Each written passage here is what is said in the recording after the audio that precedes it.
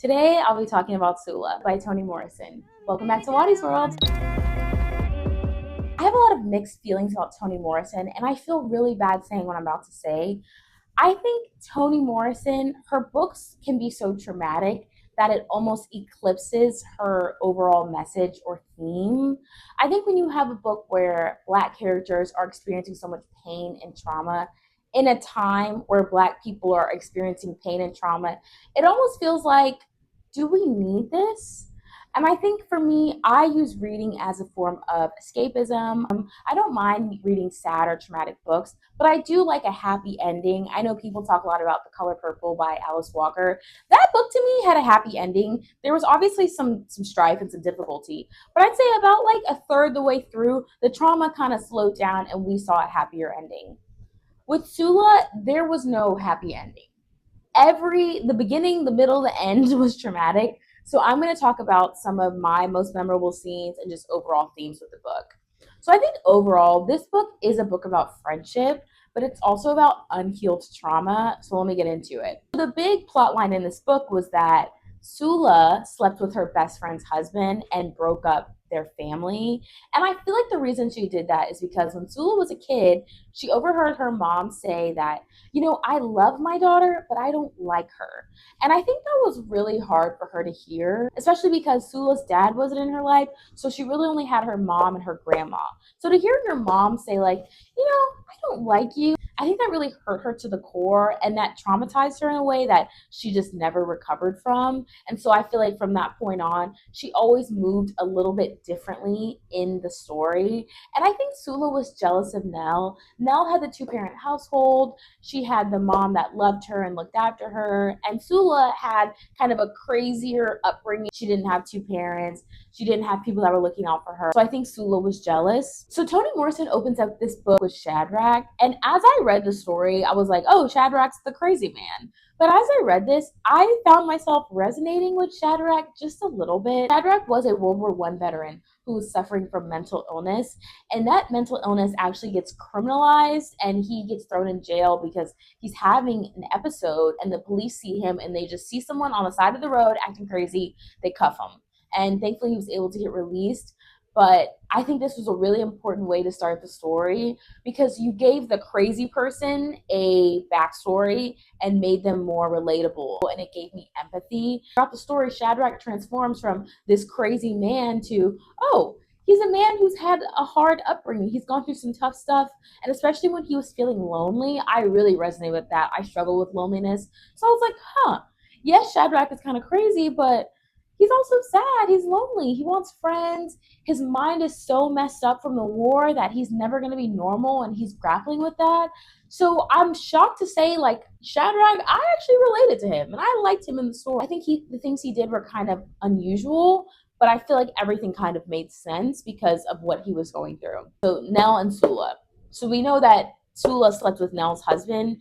My issue was Nell was so mindful, so demure about the whole situation. I'm like, girl, this girl slept with your husband and broke up your family, and she's still like, And I think honestly, the moral of the story was men come and go, but your female friends, your friendships, they're there to stay. I think Nell was just more so sad because obviously you cannot continue to be friends with the woman who broke up your family. Like, that's not going to work like that.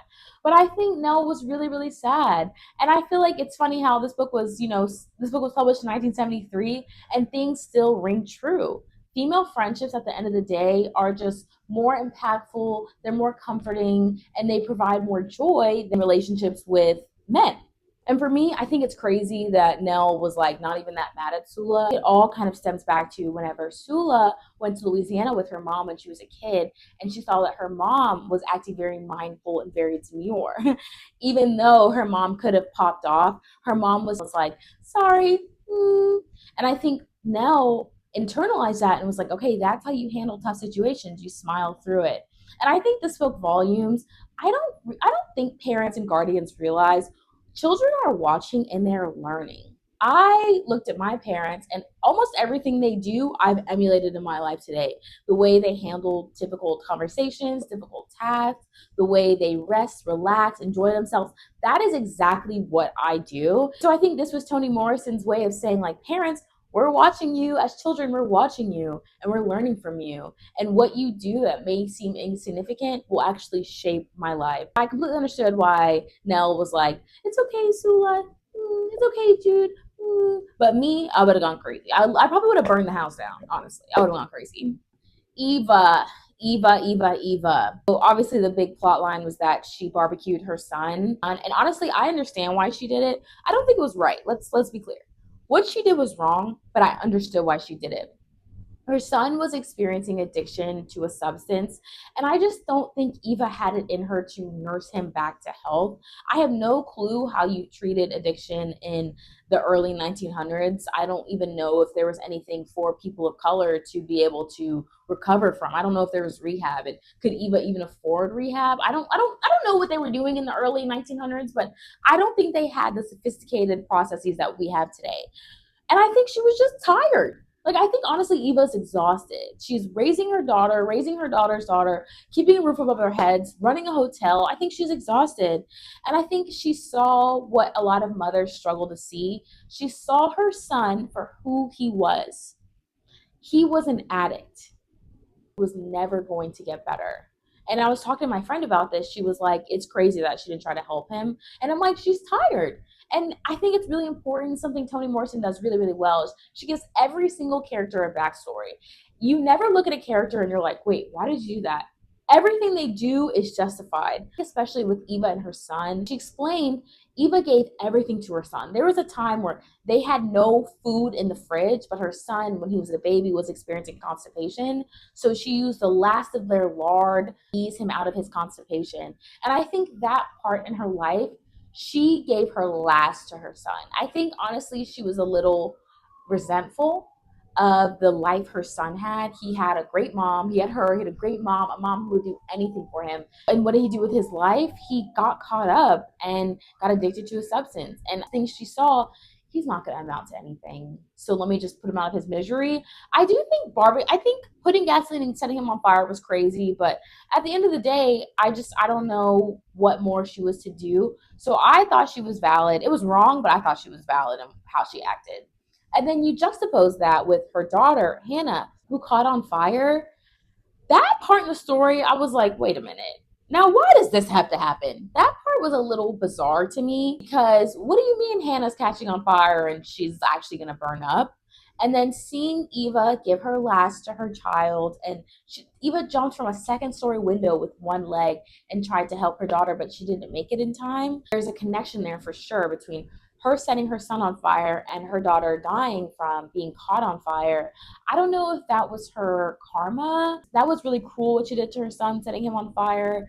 But I just hated how she ended up losing her daughter. And then that whole part, whenever Sula was looking at her mom roasting and she was kind of smiling.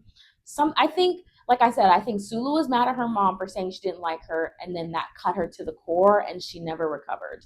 I thought that was crazy. I think overall this was a really good book, and my criteria is very simple. Do I want to read this book versus watching TV? If this book makes me want to turn off my TV, put down my phone, and keep reading, that's a good book to me. And this is what this book was. I mean, it's definitely a little traumatic, I will say, but it was intriguing. I feel like every time I open this book, it was like a new world. Toni Morrison's world building is insane. And I think when people think about world building, they think about fantasy, they think about Harry Potter, but you can world build in a fiction book without magic and warlocks and wizards. You can do all of that. And she did that incredibly.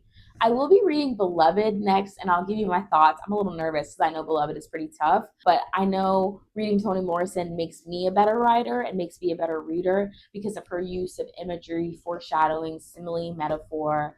So I think it's 100% worth it. I hope you enjoyed this review. Bye!